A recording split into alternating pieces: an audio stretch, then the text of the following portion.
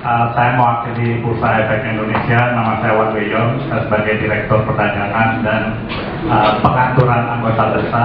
Salah satu anggota bursa yang ada di tengah-tengah kita malam ini adalah Philips Securities yang pada malam ini membuka kantor cabang di Kota Solo.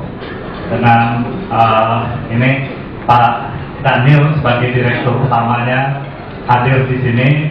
Kemudian Pak saya sebagai Kepala Kantor Cabang Philips Securities, kami ucapkan selamat atas dibukanya kantor cabang Philips yang keberapa Pak Daniel? Kantor cabang ke-18, karena minggu lalu baru membuka kantor cabang yang ke-17 di Kota Pontianak. Dari Kota Solo ini ke-18. Mudah-mudahan berkibarsos Philips Securities. Jadi ini buat Kota Solo ada satu tambahan lagi, pilihan kalau mau berinvestasi. Nah ini sekarang ada Philips Securities yang nanti Pak Daniel akan menjelaskan bagaimana apa yang bisa ditawarkan oleh Bapak Ibu di Kota Solo ini. Jadi kami sebagai wakil Bursa Efek, kami hanya menyampaikan pesan, silakan berinvestasi, silakan Bapak Ibu sebelum melakukan investasi kenali dulu bagaimana cara berinvestasi.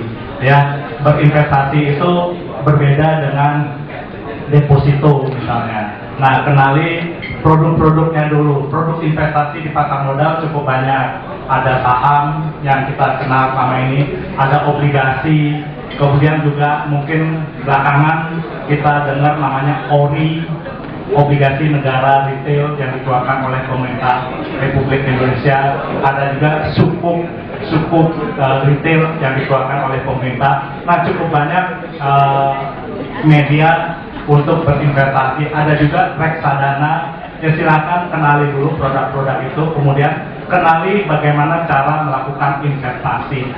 Jadi bagaimana cara melakukan investasi juga penting. Jadi kalau masih pemula, jangan khawatir, nggak usah malu-malu, tanyakan kepada brokernya, datang ke kantor brokernya, tanyakan bagaimana cara berinvestasi, karena kita juga semuanya dulu juga mulai dari awal.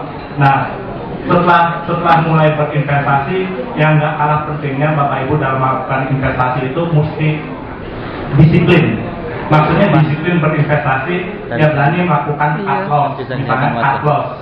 Itu sangat penting dalam investasi. Jadi kalau misalnya sahamnya turun, nah itu kita mesti punya batas turun tuh sampai di level berapa kita akan lakukan cut loss. Karena yang namanya saham itu nggak selalu naik, kadang ada turun, kadang